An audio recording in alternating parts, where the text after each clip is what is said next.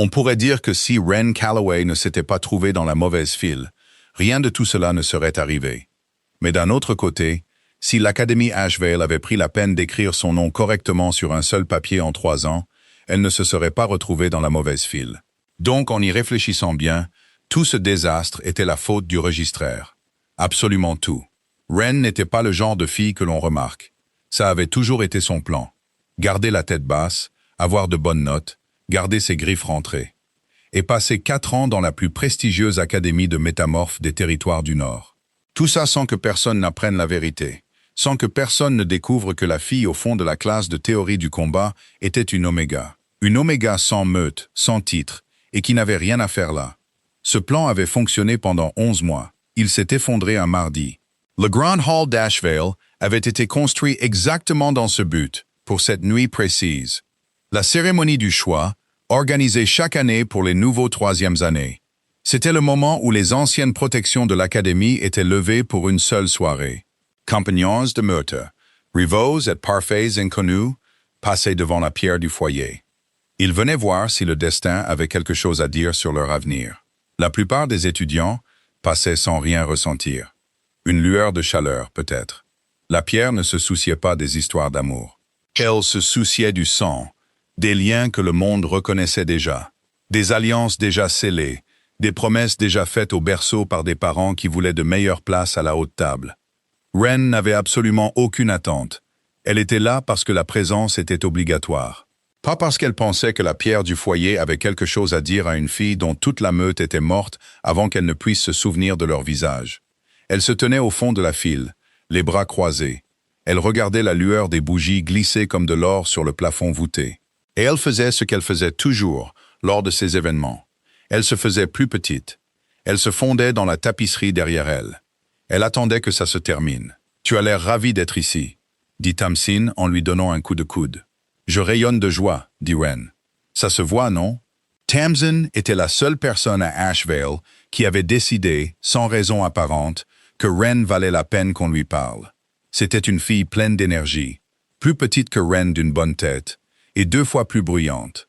Fille d'une meute marchande mineure, sans enjeu dans les jeux politiques des grandes maisons.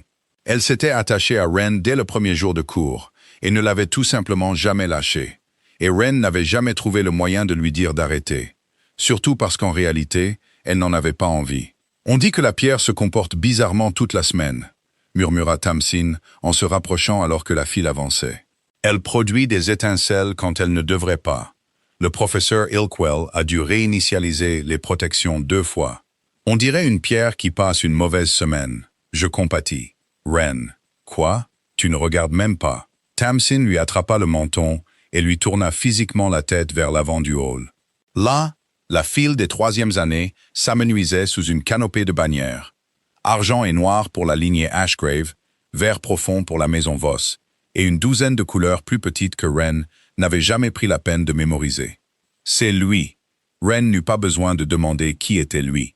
Il n'y avait toujours qu'un seul lui à Ashvale. Cade Ashgrave se tenait près de l'estrade, dans un manteau noir sans blason, car il n'en avait pas besoin. Tout le monde savait déjà exactement de qui il était le fils. Il était si grand que les portes paraissaient plus petites. Ses cheveux sombres étaient repoussés en arrière, comme s'il n'y avait pas pensé depuis des semaines. Sa mâchoire était crispée dans cette expression particulière que Wren en était venu à considérer comme son expression habituelle qui semblait dire « Ne me dérangez pas ». Il ne parlait à personne. Il était entouré de 3 gardes de son père. La moitié des 3e années tournait autour de lui à une distance respectueuse et terrifiée. Et pourtant, il parvenait à avoir l'air de la personne la plus seule de la pièce. Il était, selon toutes les rumeurs qui parcouraient les couloirs d'Ashvale comme la météo, l'héritier alpha le plus froid depuis 3 générations.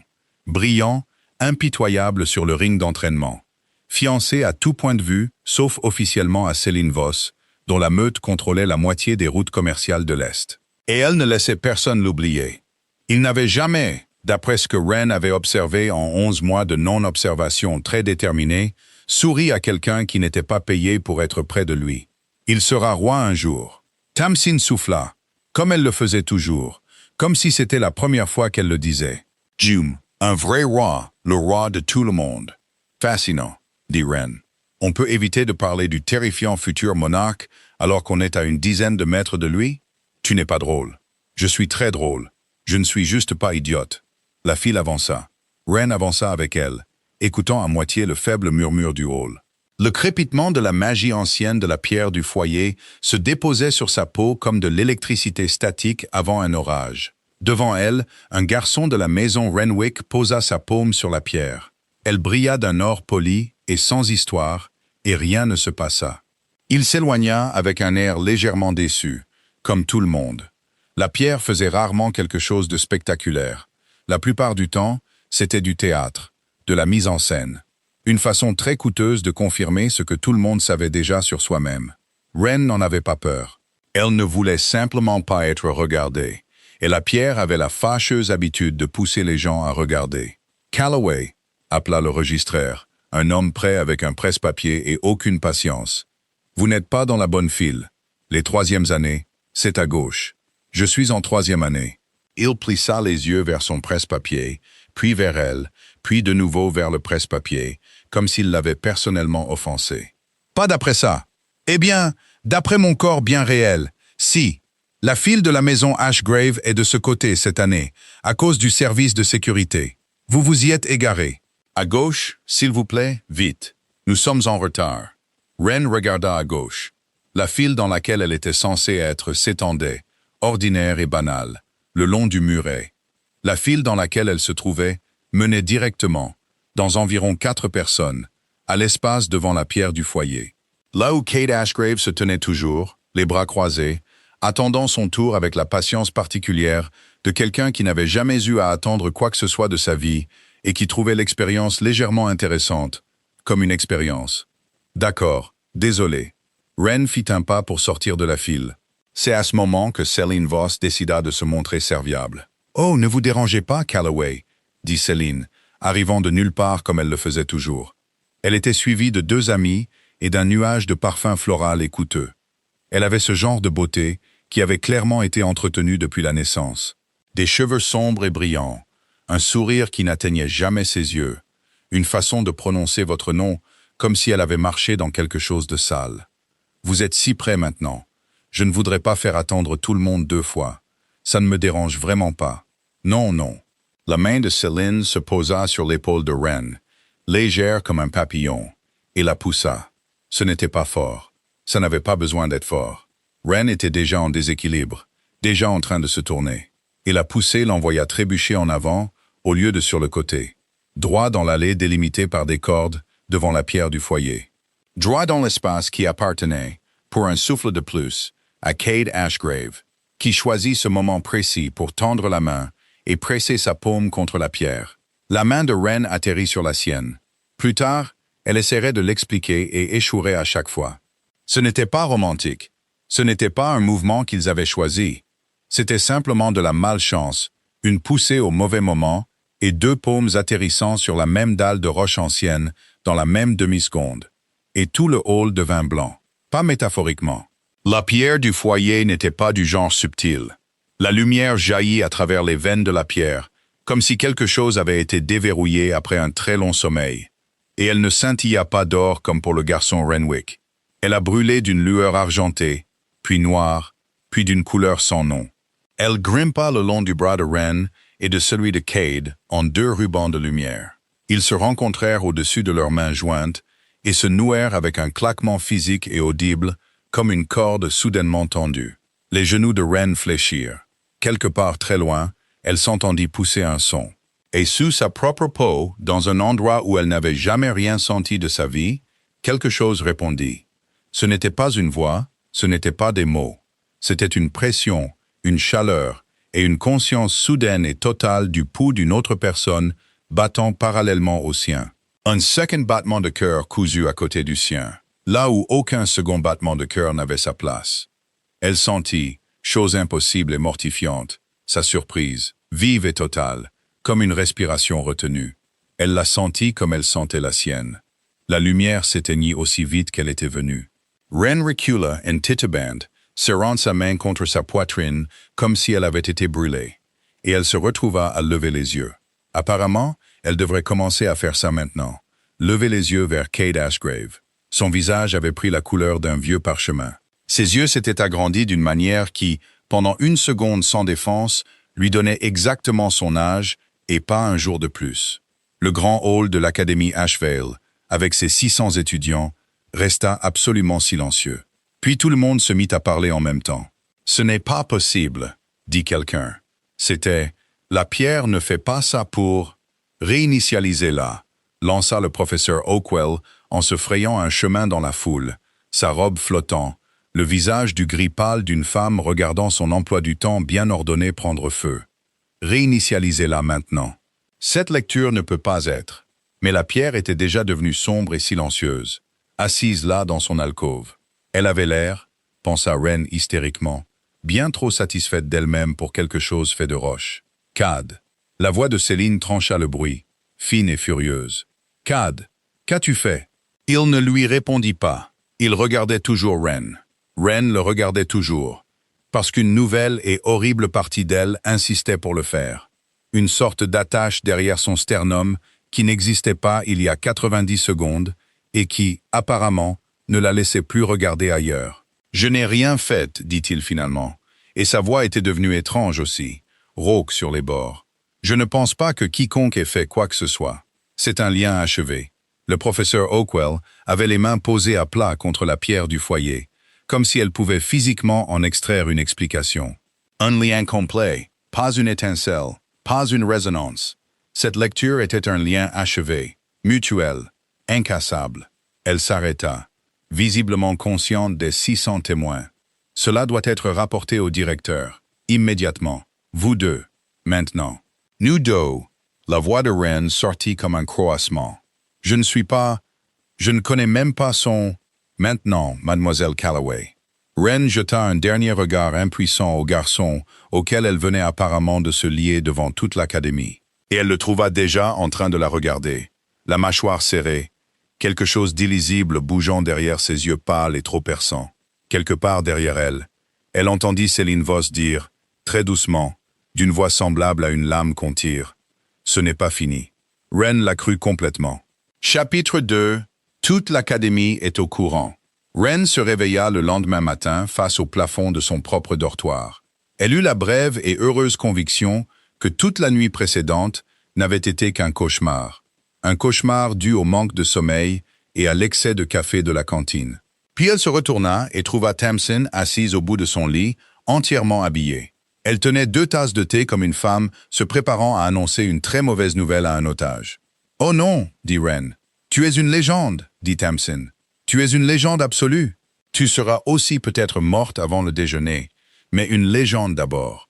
Dis-moi que ce n'est pas vrai. » C'est extrêmement vrai. C'est la seule chose dont tout le monde parle. Il y a un pari dans le hall Est pour savoir si le directeur va essayer de le briser. Et un autre pour savoir si tu vas survivre à Céline Voss quand elle découvrira que tu n'es pas encore morte. Et pour information, j'ai parié sur toi, parce que je crois en toi, mais les cotes étaient mauvaises. Wren tira la couverture sur son visage et fit un bruit qui n'était pas, à proprement parler, un mot. Aussi, ajouta Tamsin, avec la gaieté implacable d'une fille annonçant la pire nouvelle de la vie de quelqu'un. Ton nom est en tendance dans 3 conversations de groupes différentes. Il t'appelle l'Oméga qui a brisé la pierre. Je pense que c'est censé être une insulte, mais honnêtement, ça en jette. Ça n'en jette pas, Tamsin. Ma vie est finie. Ta vie n'est absolument pas finie. Ta vie vient de devenir extrêmement intéressante, ce qui est différent. Tamsin retira la couverture avec la patience de quelqu'un qui s'était clairement entraîné. Bois ton thé. Tu as une convocation. Le mot atterrit comme une pierre dans l'estomac de Wren. Une convocation où? Bureau du directeur. Vous deux. 9 heures. Wren vérifia l'horloge sur le mur et découvrit qu'il était 8h51. Elle arriva au bureau du directeur, dans son cardigan de la veille, les cheveux non brossés, la dignité totalement absente. Elle y trouva Cade Ashgrave, déjà là, debout près de la fenêtre, dans un manteau frais, comme s'il n'avait pas passé la nuit éveillé à fixer son propre plafond en se demandant ce qui, au nom des ancêtres, avait bien pu arriver à sa vie. Ce que Wren réalisa avec un sursaut. Elle savait qu'il n'avait pas dormi, de la même manière inutile qu'elle connaissait sa main gauche de sa droite. Le lien reposait dans sa poitrine comme une deuxième paire de poumons. Silencieux maintenant, mais indéniablement présent. Il vibrait faiblement chaque fois qu'elle jetait un regard dans sa direction. Il leva les yeux quand elle entra. Quelque chose passa sur son visage, pas tout à fait du soulagement, pas tout à fait quelque chose pour lequel elle avait des mots. Et puis ce fut parti, caché derrière le même vide prudent qu'il portait comme une armure. Mademoiselle Calloway, dit la directrice Corinne, une petite femme précise aux cheveux d'argent et au regard plat, et sans hâte de quelqu'un qui avait personnellement été témoin de 40 ans des pires désastres d'Ashvale et n'en avait trouvé aucun particulièrement nouveau. « S'il vous plaît, asseyez-vous. » Wren s'assit. Cad non. Il resta près de la fenêtre, les bras croisés, dans une posture que Wren commençait à reconnaître comme son réglage par défaut pour « je préférerais être n'importe où ailleurs », ce qui était juste. « Je suppose, » dit la directrice en joignant les mains, « qu'aucun de vous n'a besoin d'une explication sur ce qui s'est passé la nuit dernière. »« En fait, j'en aimerais bien une, » dit Wren. « Plusieurs, si vous en avez. » La directrice ne sourit pas, mais quelque chose dans ses yeux suggéra qu'elle en avait envie. « La pierre du foyer lie l'intention et la vérité du sang, Mademoiselle Calloway. Elle ne fabrique rien. Ce qu'elle a enregistré la nuit dernière n'était pas une étincelle, pas une résonance, pas le genre de flirt que la moitié de l'école prend pour le destin. Elle a enregistré un lien achevé, ce qui signifie, pour autant que toutes les anciennes lois que cette académie respecte encore, que vous deux êtes liés. » Le mot atterrit dans la pièce comme une assiette brisée. « Ce n'est pas possible, » dit Wren au même moment où Kate disait « Ça ne peut pas être vrai. » Et ils s'arrêtèrent tous les deux, se regardèrent et détournèrent le regard assez vite pour que cela ait pu être comique dans n'importe quelle autre semaine de la vie de Wren. Je vous assure que c'est tout à fait possible et tout à fait vrai, aussi inopportun que soit le moment. La bouche de la directrice se pinça. J'ai passé la matinée à essayer de déterminer si cela peut être défait. La réponse honnête est que personne actuellement en vie n'a jamais vu un lien achevé être brisé. Parce que personne en vie n'a jamais voulu essayer. Parce que briser un tel lien a tendance à tuer les deux partenaires plutôt qu'un seul. Alors, elle écarta les mains. Je vous conseillerais de ne pas tenter l'expérience. Génial, dit Wren d'une voix faible. Merveilleux. C'est génial pour moi. Mademoiselle Calloway. Désolé, madame la directrice. Je comprends que ce n'est pas l'avenir que vous aviez prévu. Le regard de la directrice glissa brièvement vers Cad, et quelque chose passa entre eux que Wren n'avait pas le contexte pour lire. Une vieille conversation, peut-être, ou une inquiétude plus ancienne. Je suis consciente, maître Ashgrave, qu'il y avait d'autres attentes en place. Je parlerai moi-même à la maison Voss et à la cour de votre père pour que ni l'un ni l'autre n'ait à le faire. En attendant, vous deux devrez gérer les aspects pratiques. Un lien achevé de cette nature s'accompagne de certains symptômes, faute d'un meilleur mot, s'il n'est pas traité. La proximité les soulagera. La distance, non. Des symptômes, répéta Wren. Vous les reconnaîtrez s'ils arrivent, dit la directrice avec le vague exaspérant de quelqu'un qui savait absolument et avait décidé de ne pas élaborer. Je vous suggère d'assister tous les deux au cours d'aujourd'hui comme d'habitude. L'académie ne s'arrête pas pour des ragots, aussi bruyants soit-il actuellement. Vous pouvez disposer. Ils sortirent ensemble parce qu'il n'y avait, découvrit Wren presque immédiatement, aucun moyen élégant de sortir séparément. Pas quand vos pieds avaient développé une nouvelle préférence traîtresse pour rester près d'un héritier alpha spécifique de près d'1,90 m. Un héritier qui sentait de près injustement bon, le cèdre et l'air froid, et quelque chose de plus chaud en dessous que Wren refusait par principe d'apprécier. Alors, dit Cade, une fois qu'ils furent dans le couloir, et que le silence avait duré 4 secondes de trop. « C'est arrivé, acquiesça Wren. Pour information, dit-il, je ne l'ai pas fait exprès. Pour information, moi non plus. On m'a poussé. Sa mâchoire se crispa. Parceline, je n'ai pas dit ça. Tu n'as pas eu besoin de le dire. Il expira brillamment par le nez, et pendant 1 seconde, le vide prudent se fissura. Wren vit quelque chose en dessous, qui ressemblait presque à de l'épuisement. C'est un désordre. Merci. Je n'avais pas remarqué. Cela lui valut un regard, vif, surpris. Le coin de sa bouche tressaillit d'une manière qui n'était pas tout à fait un sourire, mais qui en était indubitablement l'ébauche. Tu n'es pas ce à quoi je m'attendais. À quoi t'attendais-tu? Des pleurs, un évanouissement, le cousin de quelqu'un essayant de me provoquer en duel avant le déjeuner. Il la regarda de côté. Tu es juste agacé. Je suis extrêmement agacé. J'avais tout un plan, tu sais. Traverser cette école sans me faire remarquer, obtenir mon diplôme, disparaître quelque part avec un temps clément et sans politique. Ce plan a actuellement un grand trou argenté et noir, et il a exactement ta forme. Quelque chose sur son visage changea à ces mots. De la surprise encore, mais d'une saveur différente. Comme s'il n'était pas habitué à ce qu'on lui parle comme d'un inconvénient plutôt que d'un prix. J'essaierai d'être moins un trou dans ton plan. Apprécié. Ils atteignirent la bifurcation dans le couloir où leur chemin devait se séparer. Le sien vers l'aile est, le sien vers l'ouest. Et ils s'arrêtèrent tous les deux au même moment.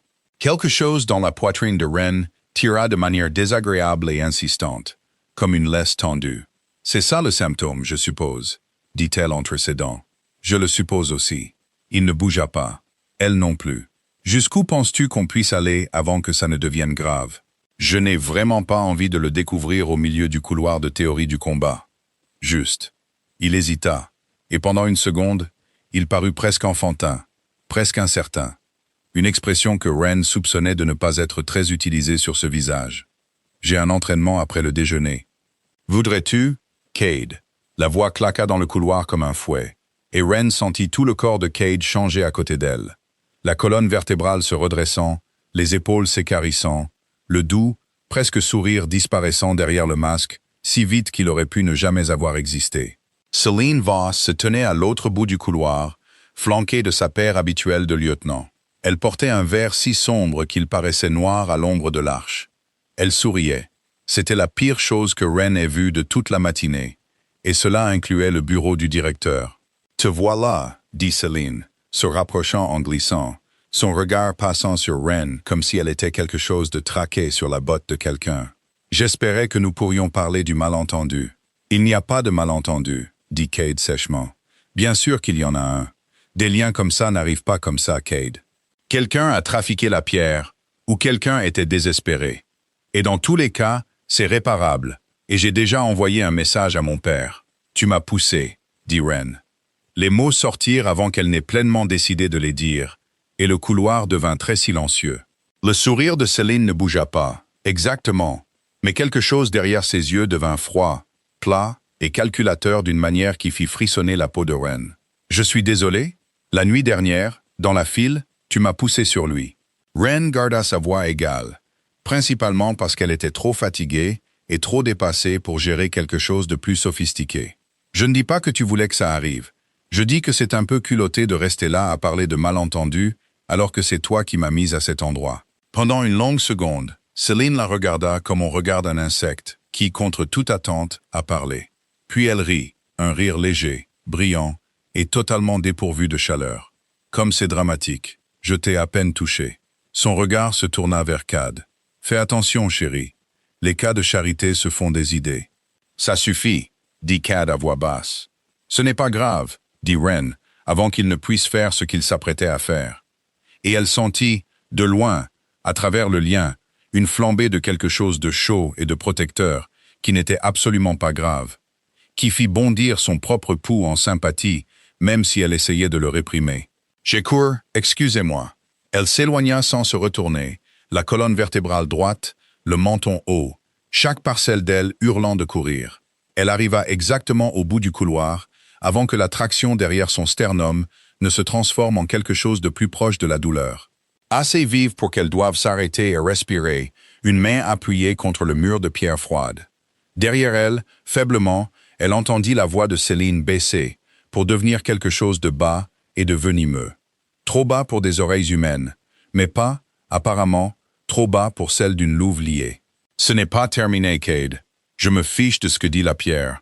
Elle ne sera pas reine. » Ren ferma les yeux et pensa, avec une terreur réelle et croissante, que Celine Voss allait probablement en faire un projet personnel.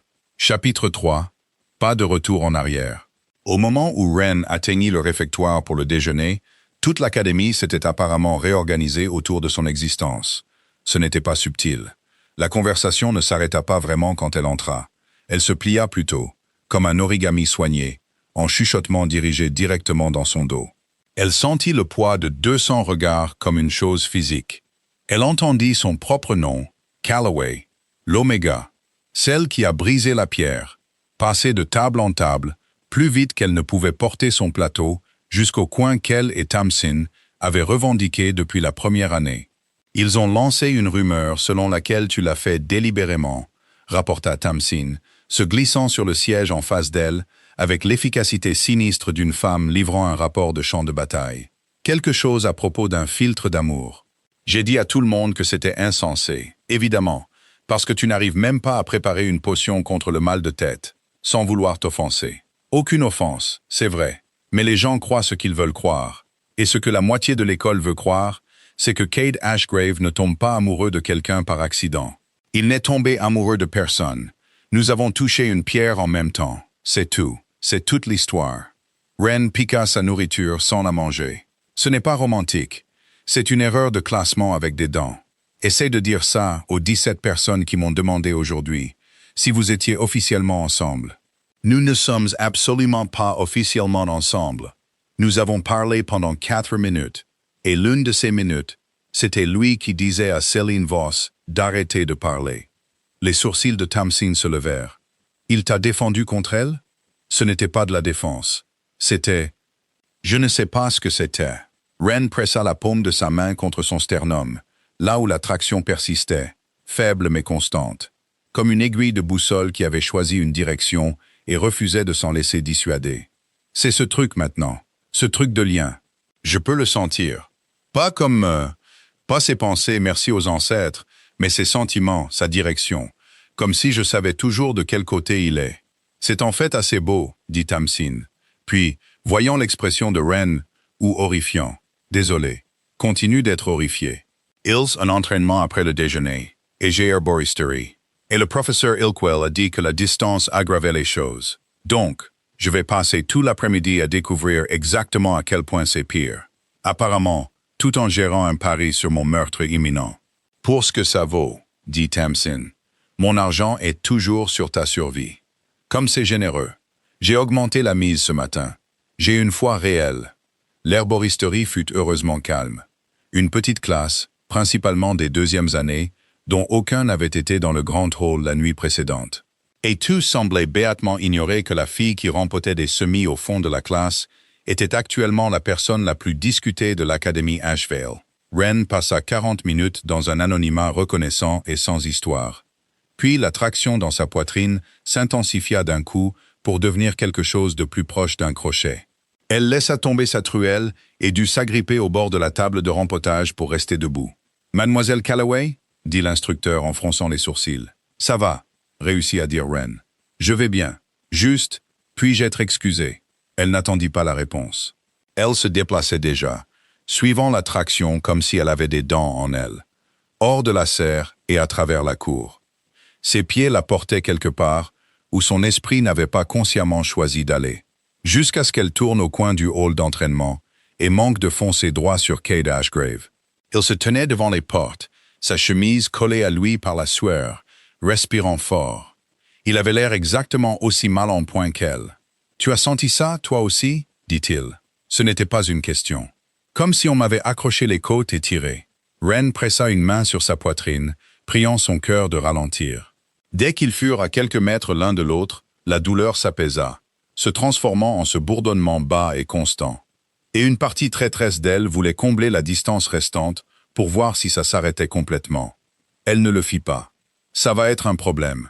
Je remarque. » Il passa une main dans ses cheveux humides.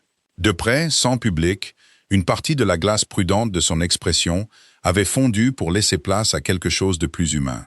Fatigué, un peu secoué, 20% moins comme un futur roi et 80% comme un garçon de 18 ans qui avait passé une journée vraiment terrible. Je me suis fait plaquer à l'entraînement. Je n'avais pas la tête à ça. Désolé. Ne t'excuse pas. Ce n'est pas ta faute. Il hésita. Ce n'est vraiment la faute de personne, sauf peut-être celle de Céline, pour la pousser. J'allais y venir. Un fantôme de ce presque sourire à nouveau. Tu m'as devancé. Ils restèrent là, sans vraiment se regarder, dans un silence chargé. Le silence de deux personnes qui, il y a moins de 24 heures, étaient devenues liées de manière permanente et involontaire, et n'avaient aucune idée de quoi faire. Je peux te poser une question? Dit enfin Ren. Tu peux demander. La nuit dernière, avant que la pierre ne fasse ce qu'elle a fait, as-tu senti quelque chose? Avant qu'on se touche, je veux dire. Un avertissement. Quelque chose vacilla derrière ses yeux. Il resta silencieux un temps de trop. Non, dit-il. Rien. Ren l'étudia. Le lien ne lui transmettait pas ses pensées, heureusement, mais il vibrait bas et étrangement aux abords de ce qui semblait être un mensonge, ou du moins une demi-vérité. Elle classa ce sentiment sans savoir quoi en faire pour l'instant. « Viens avec moi » dit Cad, avant qu'elle ne puisse insister. « Je veux te montrer quelque chose. C'est une scène de crime? Parce que vu la journée que j'ai eue, c'est le jardin de l'Est. » Le presque sourire à nouveau, plus stable cette fois, marginalement moins dramatique. Le jardin de l'Est s'avéra être une cour murée derrière l'ancienne chapelle. À moitié sauvage, le lierre grimpant sur la pierre en épaisse corde verte. Un unique banc de pierre usé par ce qui semblait être des décennies d'utilisation. C'était vide. C'était, réalisa Ren avec une certaine surprise, le premier espace vide et calme qu'elle avait trouvé à l'Académie Ashvale, qui n'était pas son propre dortoir. « Je viens ici quand j'ai besoin de ne pas être regardé », dit Cade en s'asseyant sur le banc, laissant délibérément de la place à l'autre bout. « J'ai supposé que tu voudrais la même chose aujourd'hui. » Ren s'assit. La douleur dans sa poitrine s'apaisa complètement. Et quelque chose en elle, quelque chose qui était sur la défensive depuis son réveil, se détendit enfin. « Comment savais-tu, demanda-t-elle, que je déteste être regardée? Tu as passé toute la cérémonie du choix à essayer de disparaître dans une tapisserie. » Il le dit sans moquerie, juste une simple observation. J'ai remarqué. Je remarque ce genre de choses. Déformation professionnelle d'être moi-même observé. Je suppose. On apprend à repérer les autres personnes dans la pièce qui ne veulent pas y être.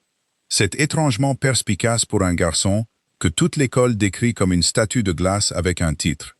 C'est ce qu'ils disent? C'est la version polie. Il laissa échapper quelque chose qui était presque un rire. Ils n'ont pas tort. Exactement. Je ne sais pas comment être autre chose ici. Tout le monde veut quelque chose de moi, avant même que je leur ai dit un mot. La cour de mon père, la maison Voss, la moitié des étudiants de ce bâtiment espérant que je me souviendrai de leur nom quand je serai roi. C'est plus facile de ne rien leur donner que de comprendre qui veut vraiment de moi et qui veut ce que je pourrais leur donner un jour. Ça l'est. Il le dit simplement, sans apitoiement, comme un fait avec lequel il avait fait la paix il y a longtemps. Tu es la première personne en environ 2 ans qui a l'air plus agacée qu'impressionnée d'être à côté de moi. Je suis constamment agacé. C'est un peu toute ma personnalité. J'aime ça, dit-il. Puis, comme s'il s'était surpris à le dire à voix haute, il parut brièvement et profondément embarrassé, ce qui, sur lui, était en quelque sorte plus dévastateur que le presque sourire ne l'avait été. Ren regarda ses mains, pour ne pas avoir à regarder ça. « Pour ce que ça vaut, dit-elle. Je pensais ce que j'ai dit à Céline, et je pensais ce que j'ai dit à la directrice. Je n'ai jamais voulu ça. Le titre, l'attention, rien de tout ça. S'il y a un moyen de défaire le lien qui ne nous tue pas tous les deux, je le prends.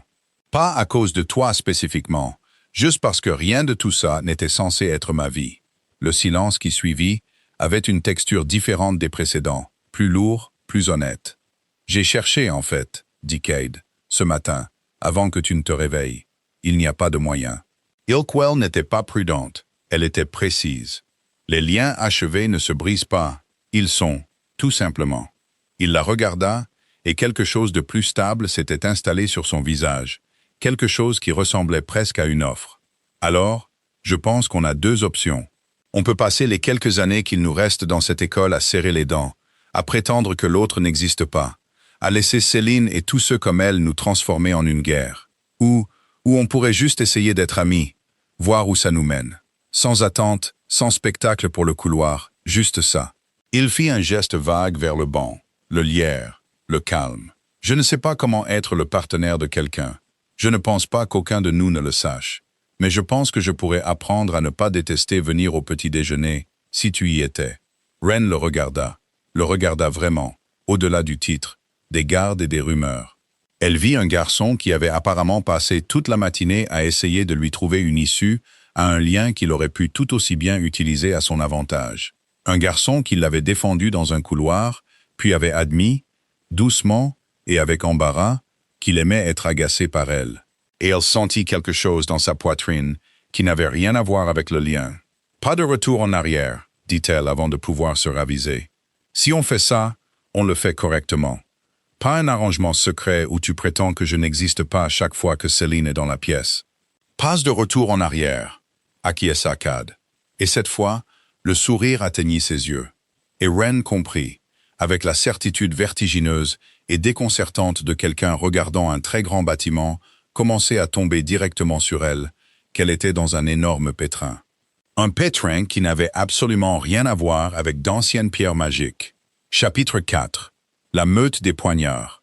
La nouvelle que Cade Ashgrave et la boursière Omega avaient été vus en train de rire ensemble dans le jardin de l'Est mit environ 6 heures à atteindre tous les coins de l'Académie Ashvale.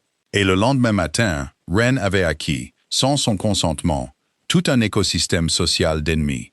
Il y avait Céline, évidemment, dont le sourire dans les couloirs était passé de froid à quelque chose de plus proche d'une lame tenue juste sous les côtes. Il y avait le cercle intime de Céline, un trio que le reste de l'école avait surnommé, pas assez discrètement, la meute des poignards. 3 filles de 3 maisons alliées qui avaient passé des années à cultiver l'art particulier de faire en sorte que les autres étudiants se sentent petits sans jamais techniquement enfreindre une règle.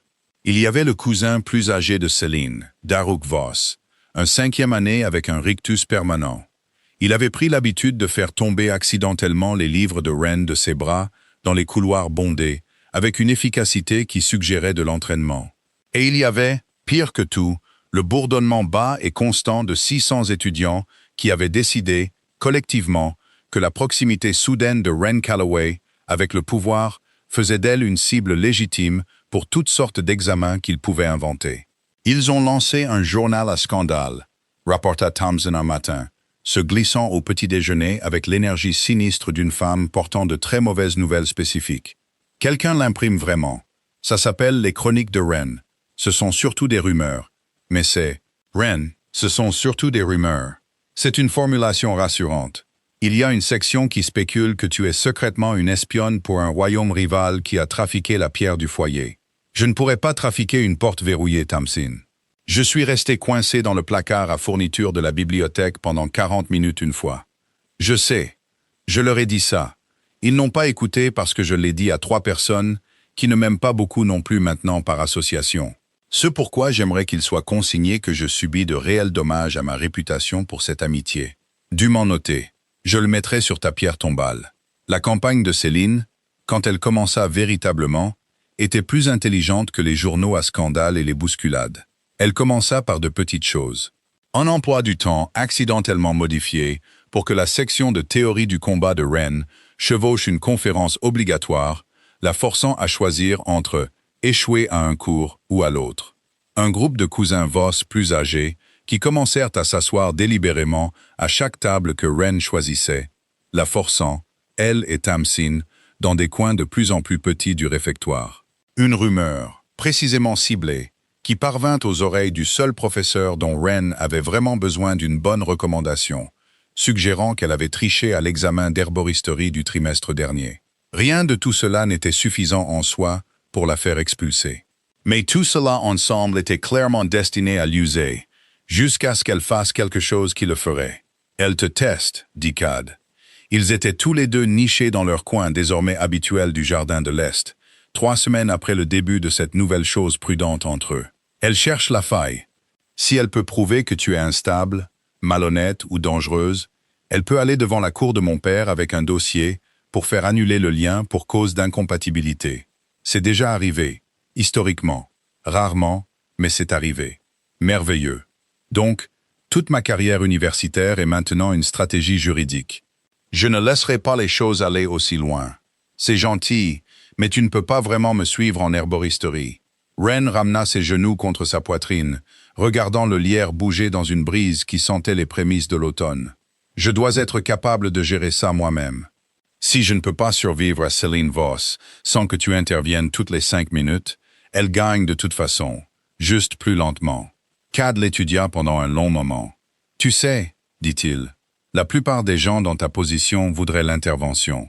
Je ne suis pas la plupart des gens. »« Non, acquiesça-t-il doucement. Tu ne l'es vraiment pas. » C'était le genre de chose qui, 3 semaines plus tôt, l'aurait mise profondément mal à l'aise. Maintenant, ça faisait juste quelque chose de chaud et de compliqué dans sa poitrine qu'elle essayait très fort de ne pas examiner de trop près. Parce que l'examiner signifiait admettre que quoi que ce soit, cette promenade quotidienne au jardin, cette amitié stable et prudente qu'aucun d'eux n'avait prévue, avait cessé de ressembler à de la gestion de crise il y a des semaines. Il n'avait toujours pas parlé du lien lui-même. Pas vraiment. Pas de ce que cela signifiait à long terme, ou de ce qui se passerait lorsque l'indignation de la maison Voss atteindrait inévitablement la cour du père de Cad, ou de ce que l'un ou l'autre voulait réellement d'un avenir qu'aucun n'avait choisi. Il était plus facile de parler des devoirs d'herboristerie, du pari de plus en plus élaboré de Tamsin et des rumeurs ridicules dans les chroniques de Wren.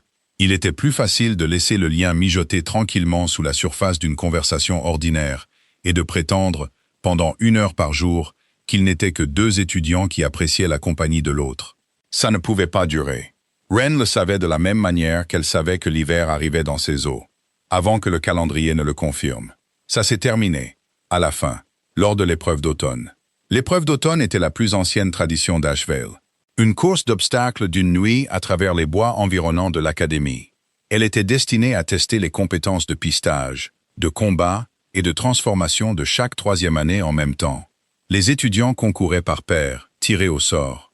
Wren avait passé 1 semaine entière à redouter le tirage, avec la crainte spécifique de quelqu'un qui soupçonnait, à juste titre, que le destin avait déjà fait preuve d'un sens de l'humour en ce qui la concernait, elle et Cade Ashgrave.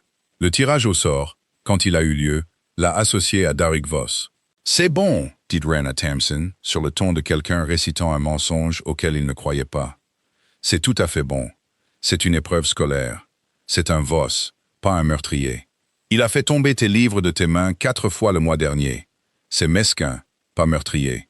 J'ai parié qu'il ferait quelque chose d'extrêmement mesquin dans ces bois, c'est ce que je dis. » Elle n'avait pas tort. L'épreuve commença au crépuscule. Les pères étaient lâchés dans la lisière des arbres à des intervalles décalés. Le but était d'atteindre un cairn marqué à 3 miles de là, et de revenir avant l'aube sans déclencher aucun des pièges protégés du parcours. Derek dit exactement 11 mots à Wren dans la première heure. La plupart logistiques, aucun d'eux gentil. Et puis, 40 minutes après la mi-parcours, dans une étendue de bois devenue épaisse, sombre et silencieuse, il n'était tout simplement plus là. Derek appela Wren 1 fois, 2 fois. Sa voix fut rapidement avalée par les arbres. Pas de réponse. Pas d'empreinte de pas au-delà du dernier sol dégagé. Pas d'odeur quand elle se baissa et essaya de le pister. Au-delà d'une étrange acuité chimique qui fit plisser son nez et picoter ses instincts d'une alarme qu'elle ne pouvait pas encore nommer. Le lien dans sa poitrine, qui était devenu calme et confortable au cours des 3 dernières semaines, choisit ce moment précis pour s'aiguiser en quelque chose d'urgent, d'insistant. Il la tirait non pas vers l'avant le long du sentier balisé, mais sur le côté, hors de celui-ci, dans une obscurité plus profonde. Elle le suivit. Elle penserait, plus tard, que c'était peut-être la décision la plus intelligente de toute sa vie. Elle trouva Cade à un quart de mille du parcours balisé, en bas d'un ravin peu profond. Il était coincé sous un arbre mort tombé, qui n'avait aucune raison de tomber par une nuit calme et sans vent. Une jambe coincée, du sang sombre sur sa manche déchirée. 3 silhouettes masquées se rapprochaient de lui avec des armes qui n'étaient pas, enregistra Wren avec une clarté froide et immédiate, des lames d'entraînement réglementaires. Elle ne réfléchit pas, elle bougea. Elle percuta l'attaquant le plus proche en pleine course, l'épaule en avant, et le sentit tomber lourdement sous son poids. Elle sentit son propre loup surgir sous sa peau plus vite et plus complètement qu'il ne l'avait jamais fait lors d'une transformation contrôlée en classe. Les griffes sortirent avant même qu'elle ait consciemment décidé de les montrer. Le deuxième attaquant se tourna vers le bruit, et elle était déjà passée devant lui, déjà entre Cade et la 3e lame, grognant quelque chose qui n'avait plus de mots. Wren. La voix de Cade, tendue sous l'arbre mort, derrière toi. Elle se baissa. Une lame siffla au-dessus de sa tête, exactement là où sa gorge avait été. Elle se releva à portée de l'attaquant, lui enfonça son coude dans quelque chose qui céda avec un craquement satisfaisant, et l'entendit tomber en jurant. Un sifflement aigu traversa l'obscurité, net, codé, indubitablement un signal. Les 2 attaquants encore debout se retirèrent aussitôt, non pas en panique, mais en se repliant avec le calme étrange et coordonné de personnes qui avaient répété exactement cette sortie, entraînant leurs compagnons à terre avec eux. Disparus dans les arbres avant que le pouls de Wren n'ait fini de s'emballer. Le silence s'abattit de nouveau sur le ravin. Ren bougeait avant qu'il ne soit complètement installé, soulevant l'arbre mort de la jambe de Cade avec une force qu'elle ne se connaissait pas. Ses mains tremblaient alors qu'elle vérifiait la coupure le long de ses côtes, l'échymose déjà sombre qui se formait le long de sa mâchoire. « Tu saignes, dit-elle, la voix brisée. J'ai eu pire. » Il était pâle, respirait fort, mais ses yeux sur elle étaient vifs, concentrés, bien trop calmes pour un garçon qui venait d'être pris en embuscade dans les bois. « Tu m'as trouvé. Le lien t'a trouvé.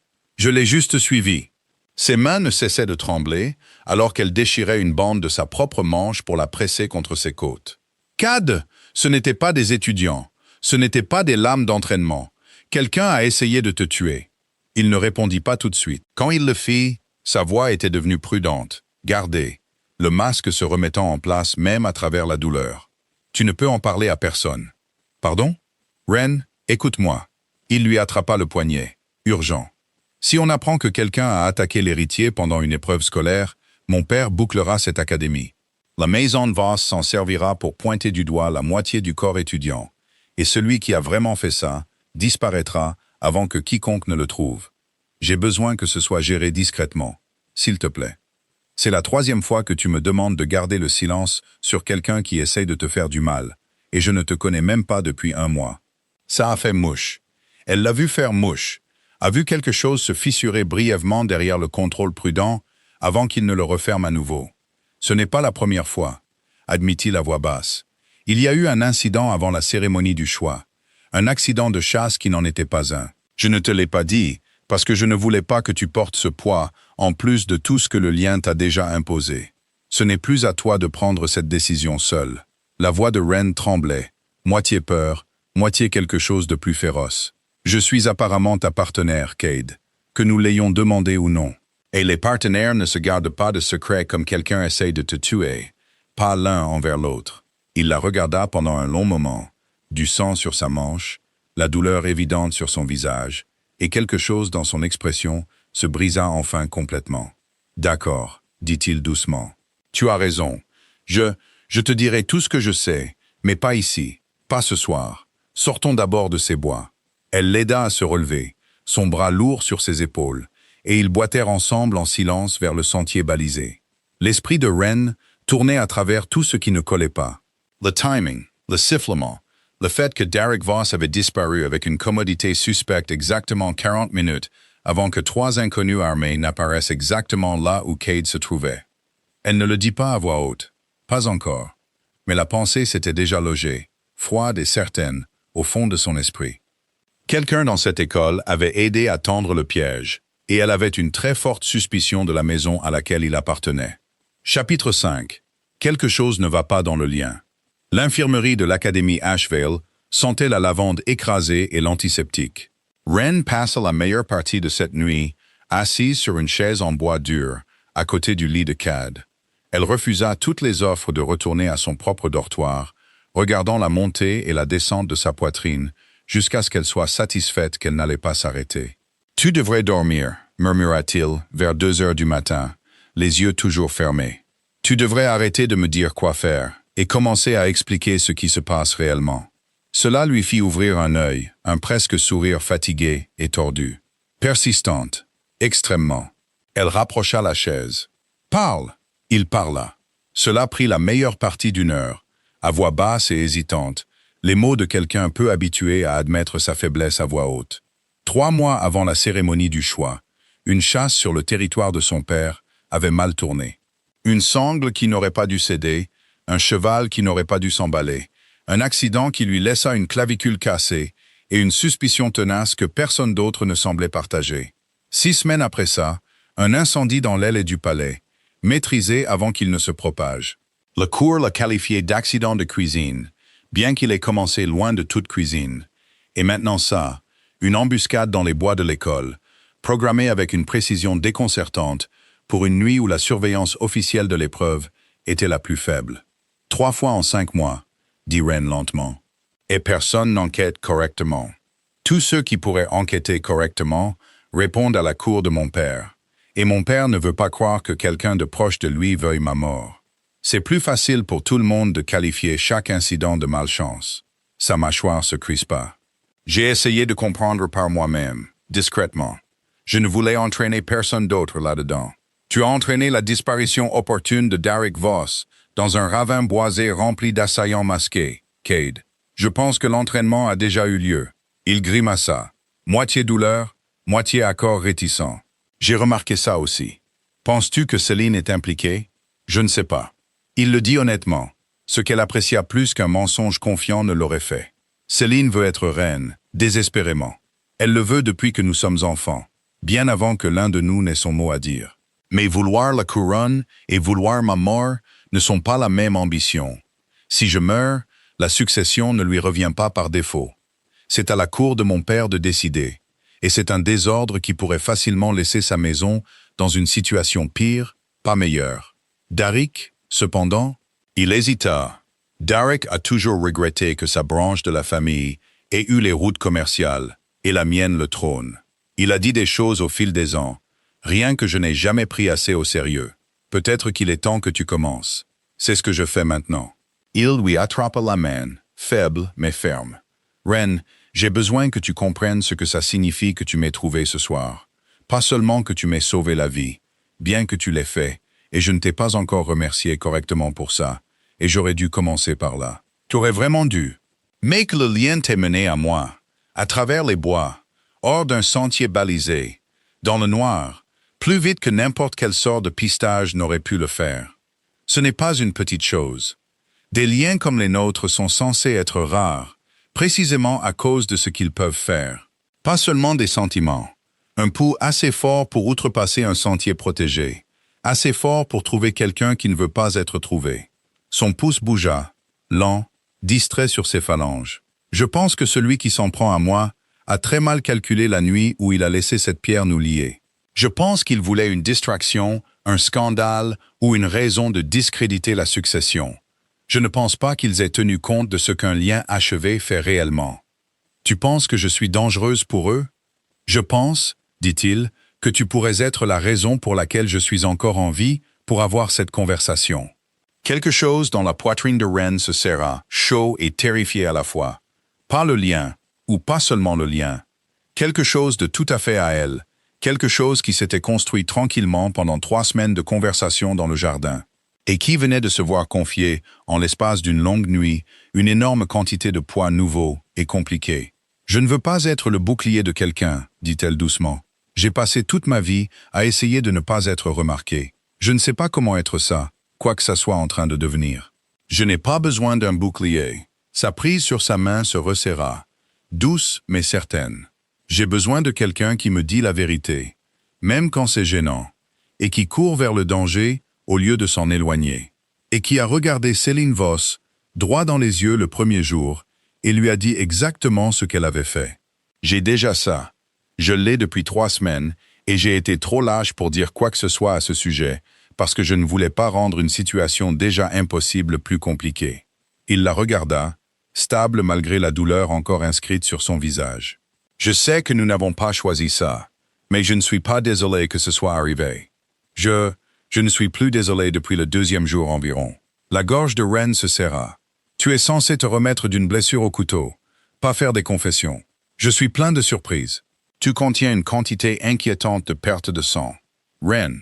Quoi? Arrête de détourner la conversation et embrasse-moi. Ou dis-moi d'arrêter de demander, et je respecterai ton choix. Mais j'aimerais savoir. L'infirmerie était très silencieuse. L'air de lavande et d'antiseptique semblait soudainement, absurdement mince. Ren le regarda, pâle, meurtri, bandé, la regardant comme si elle avait accroché chaque étoile actuellement invisible à travers la petite fenêtre de l'infirmerie.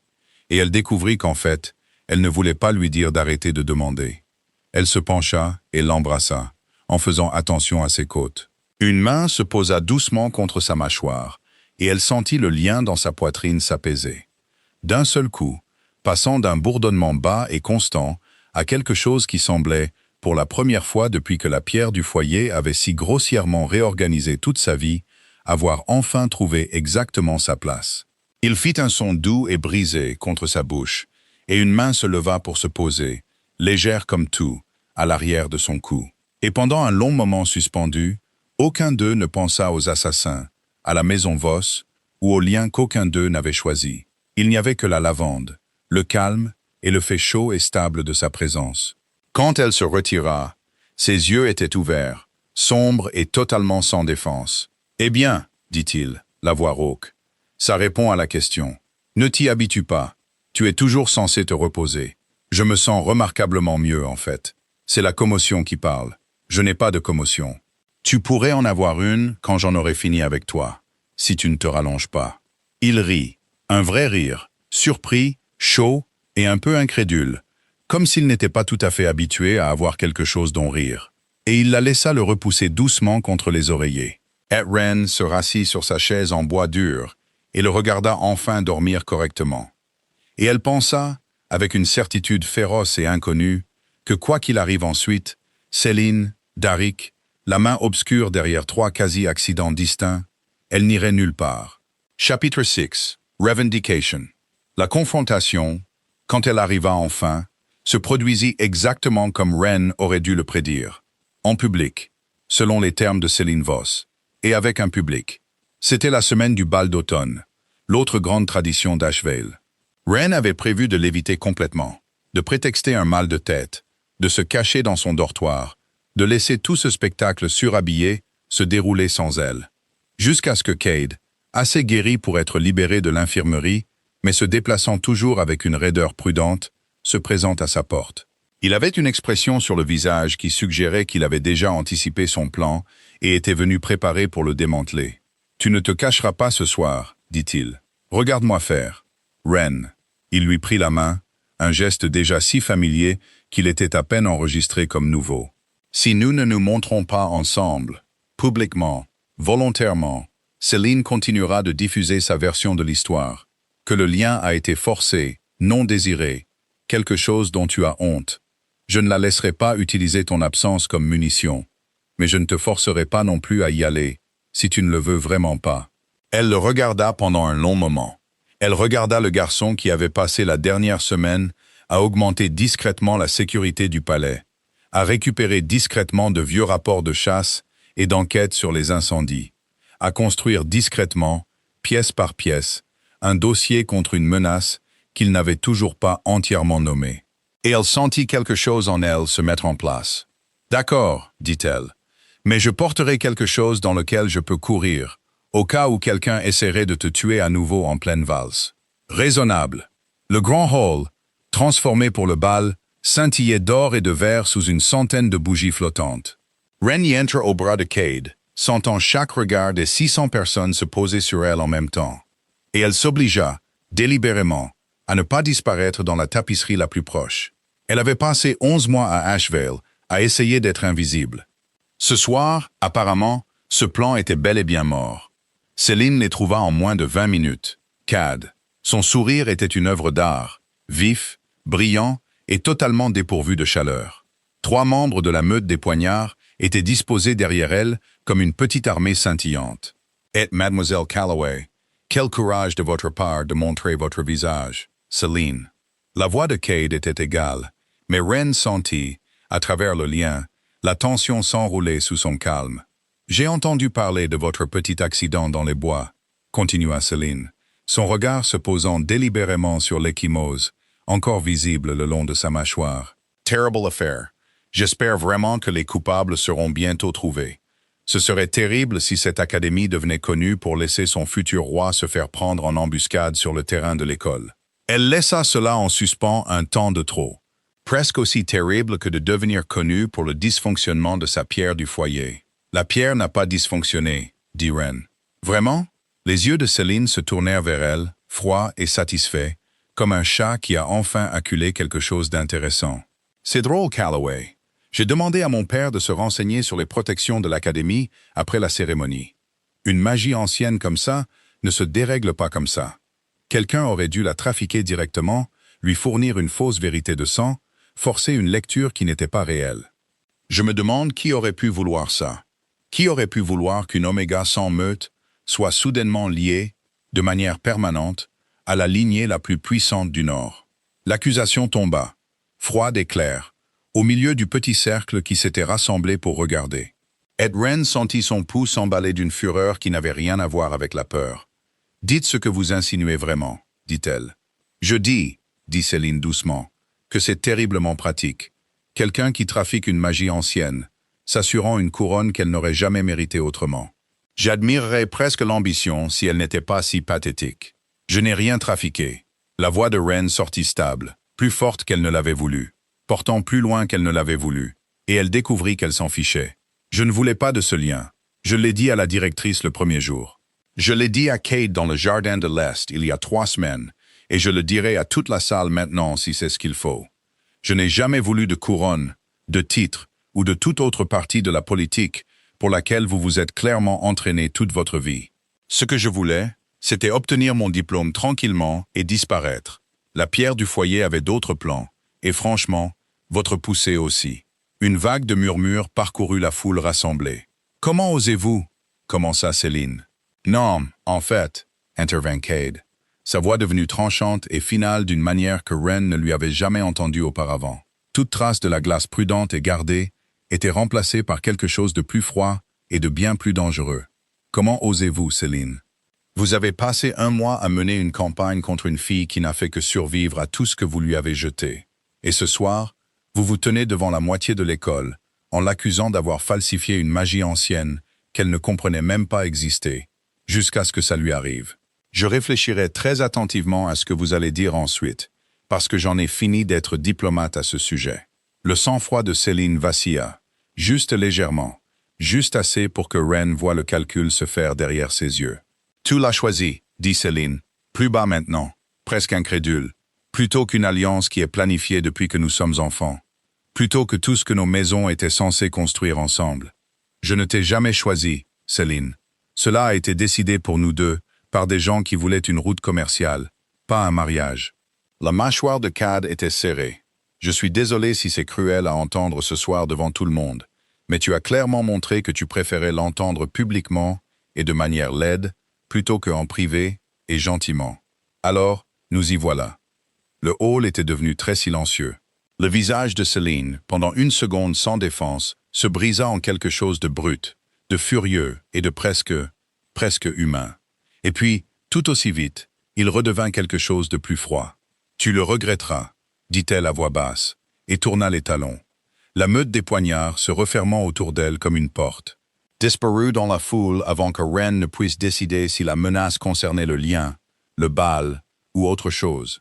Elle repenserait à ce regard plus tard, à la certitude laide et spécifique sous la fureur de Céline, et se demanderait quelle part était de la fierté blessée, et quelle part était quelque chose de plus proche de la culpabilité. Pour l'instant, Cade se tourna vers elle, et une partie du feu quitta son expression, remplacée par quelque chose de plus doux. « Désolé, dit-il. C'est devenu plus public que je ne l'avais prévu. J'ai dit pire à elle il y a 1 mois dans un couloir avec la moitié de l'aile qui regardait. Je pense que nous avons tous les deux dépassé le stade de la subtilité. » Apparemment, il lui offrit sa main, formelle, presque démodée, un petit sourire tirant le coin de sa bouche. « Danse avec moi, correctement cette fois, pas d'embuscade, pas d'accusation, juste. » Il fit un geste vers le hall doré, la lueur des bougies, la musique qui reprenait alors que la foule se souvenait lentement comment respirer, bavarder et passer à un scandale plus facile. Ça, nous, aussi compliqué que ça ait commencé. Ren le regarda. Mâchoire meurtrie, main prudente, le garçon qui avait passé 1 mois à réorganiser discrètement toute sa vie gardée pour lui faire de la place. Et elle mit sa main dans la sienne. « Pas de retour en arrière », dit-elle à nouveau, et elle le pensait plus encore que la première fois. Ils dansèrent.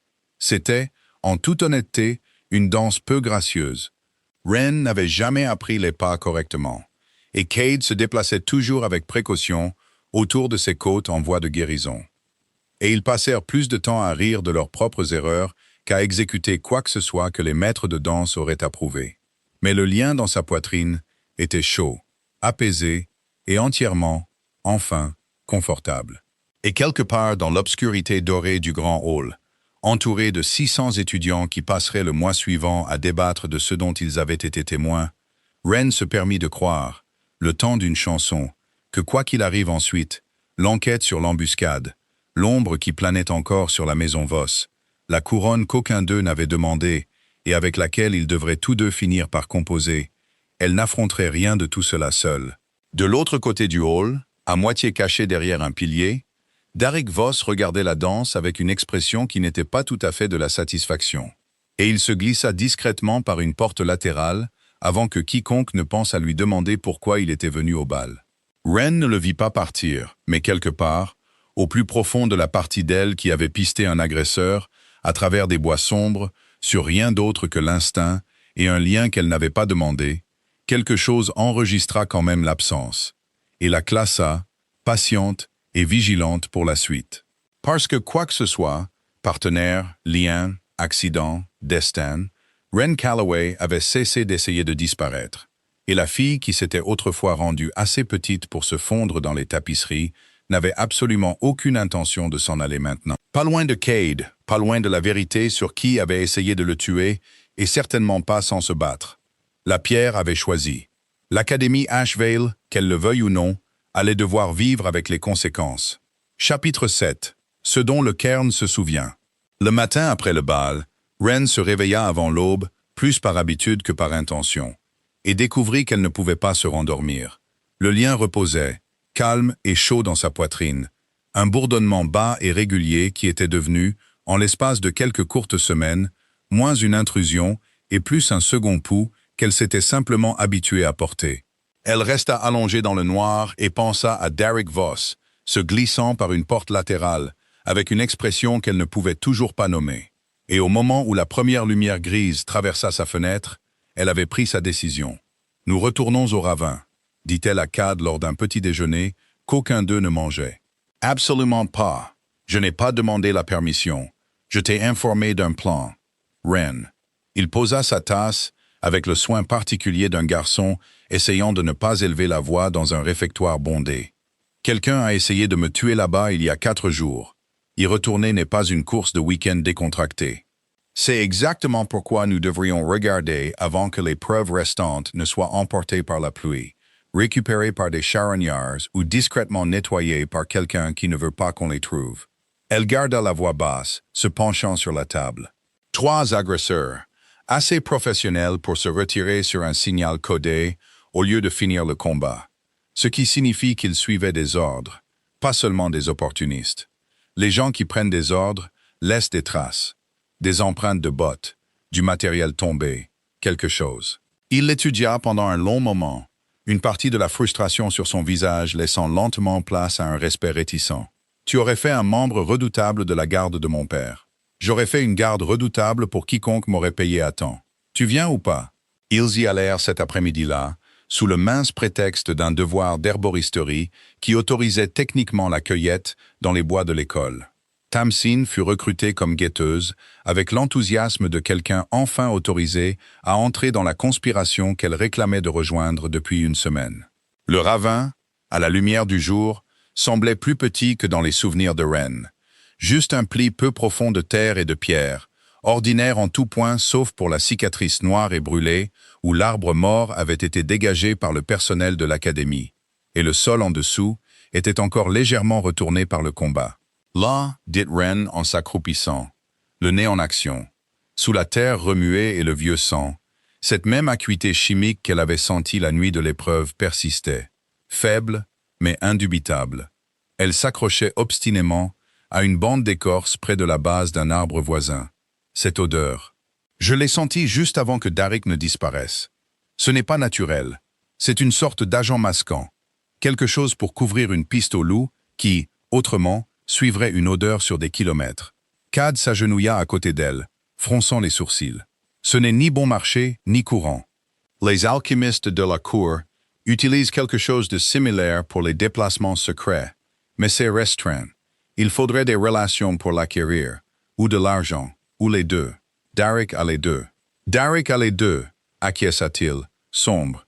Mais c'est aussi le cas de 6 autres maisons de l'école. Accuser un Voss de quoi que ce soit sans preuve est exactement le genre de chose qui se retourne et est utilisé contre nous.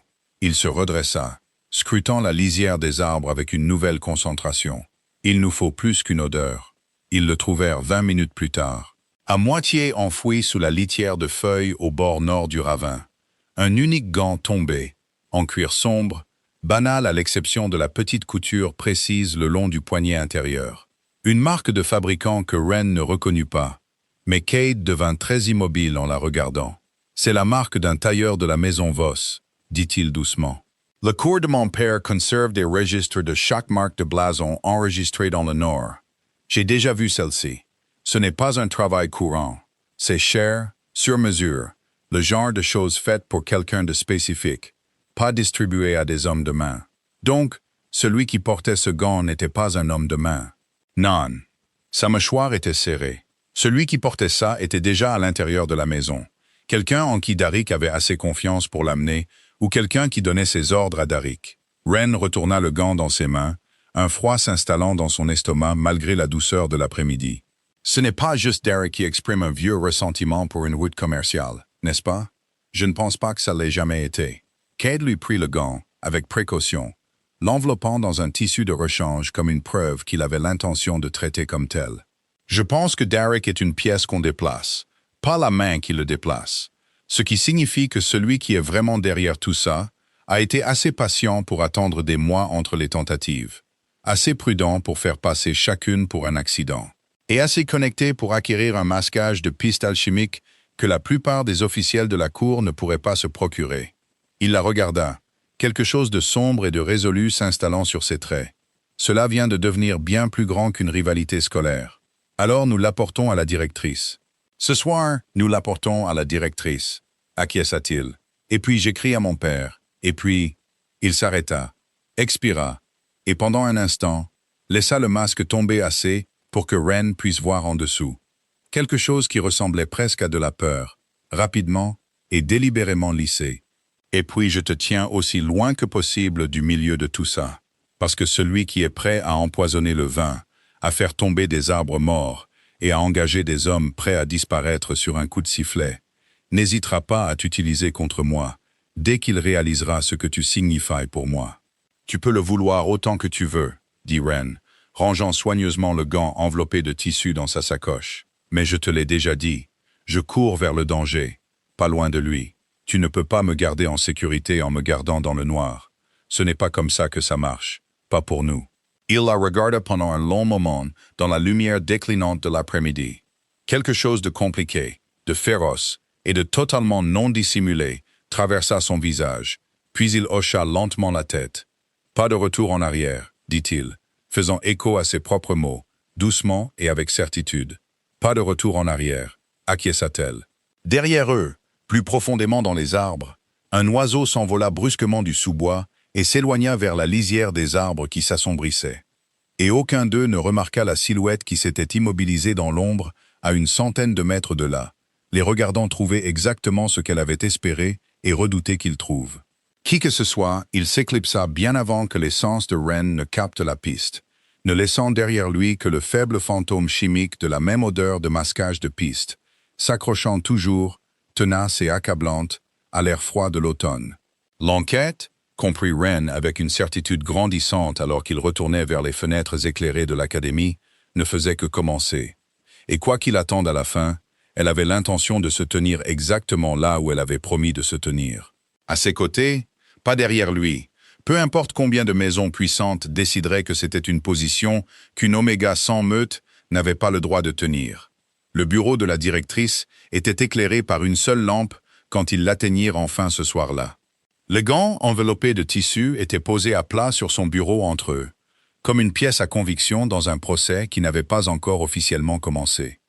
La directrice Corinne le retourna une fois, deux fois, son expression ne trahissant rien, jusqu'à ce qu'elle atteigne la petite marque de fabricant cousue le long du poignet intérieur. À ce moment-là, quelque chose dans sa posture devint très immobile. « Vous êtes certain de cette marque ?» dit-elle. « Assez certain pour y jouer mon nom », dit Cad. « Alors vous comprenez que nous accusons la maison Voss de... Je comprends ce que les preuves les accusent. Je préfère découvrir que j'ai tort plutôt que de prétendre n'avoir jamais cherché. » Sa mâchoire était ferme, stable. Chaque centimètre du futur roi que Wren ne commençait que maintenant à voir pleinement sous le garçon prudent et gardé qu'elle avait rencontré pour la première fois près d'une pierre dans un hall bondé. « Quelqu'un a essayé de me tuer 3 fois en 5 mois, madame la directrice. J'aimerais que ça ne passe pas à 4. » La directrice resta silencieuse un long moment, retournant le gant une dernière fois, avant de le poser avec le soin particulier de quelqu'un manipulant quelque chose de bien plus lourd que du cuir et du fil.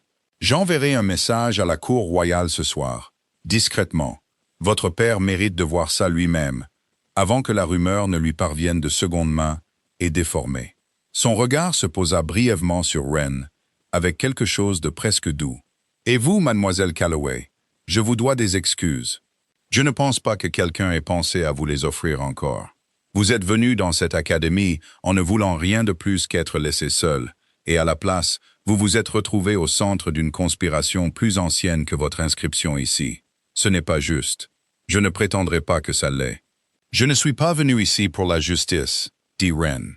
Je suis venu ici pour obtenir mon diplôme. Je suppose que je me contenterai de survivre assez longtemps pour le faire. Une ambition raisonnable dans les circonstances. La directrice sourit presque. Allez vous reposer tous les deux. Demain apportera assez de difficultés sans que vous soyez là, épuisés, pour l'accueillir. Dehors, la nuit était devenue vraiment froide. Les étoiles, vives et proches au-dessus des tours sombres d'Acheval, le genre de ciel d'automne clair qui rendait le monde entier brièvement, trompeusement simple. Cade la raccompagna vers les dortoirs de l'Ouest dans un silence qui n'était pas inconfortable, son épaule frôlant la sienne à chaque pas. Le lien entre eux était bas et chaud, et totalement imperturbable par l'énormité de tout ce qu'ils avaient découvert ce jour-là. « Pour ce que ça vaut, dit-il alors qu'ils atteignaient sa porte, je pensais chaque mot que j'ai dit à Céline au bal. Je ne regrette rien de tout ça. Pas la pierre, pas le désordre qu'elle a fait de nos deux vies. Pas un seul jour compliqué depuis. Redemande-moi une fois que nous aurons survécu à celui qui se cache derrière ce gant. C'est mon intention. » Il lui prit la main, la porta sans hâte à sa bouche, déposa un baiser sur ses phalanges qui fit faire à son pouls quelque chose de tout à fait indigne. Chaque jour, si je le dois, jusqu'à ce que tu le crois. Ça fait beaucoup de demandes. On me dit que je suis très patient pour un futur roi. On te dit mal. Tu as interrompu mon cours d'herboristerie moins d'une semaine après m'avoir rencontré. C'était une urgence. Tout est une urgence avec toi, Cade Ashgrave. Habitue-toi, dit-il. Et il y avait de la chaleur là-dedans, et une promesse, et l'honnêteté particulière et sans défense, qu'il ne semblait trouver que lorsque c'était juste eux deux dans le calme de l'obscurité. J'ai l'intention d'être ton urgence pour très, très longtemps. Wren le regarda redescendre le couloir vers l'aile est, jusqu'à ce que le son de ses pas se fonde dans le bruit nocturne ordinaire d'une école, qui n'avait aucune idée encore à quel point son avenir avait déjà changé en l'espace d'un seul trimestre d'automne. Et elle pressa sa main, encore chaude de sa bouche, brièvement contre sa poitrine, où le lien reposait, stable et sûr sous ses côtes. Quoi qu'il arrive ensuite, un procès, les suites d'un procès, une ombre avec la marque d'un tailleur de la maison Voss, cousue dans son gant, elle l'affronterait de la même manière qu'elle avait affronté chaque chose depuis la nuit où la pierre du foyer avait réécrit toute sa vie sans demander la permission. Pas seule, pas en se cachant, sans jamais plus disparaître dans une tapisserie.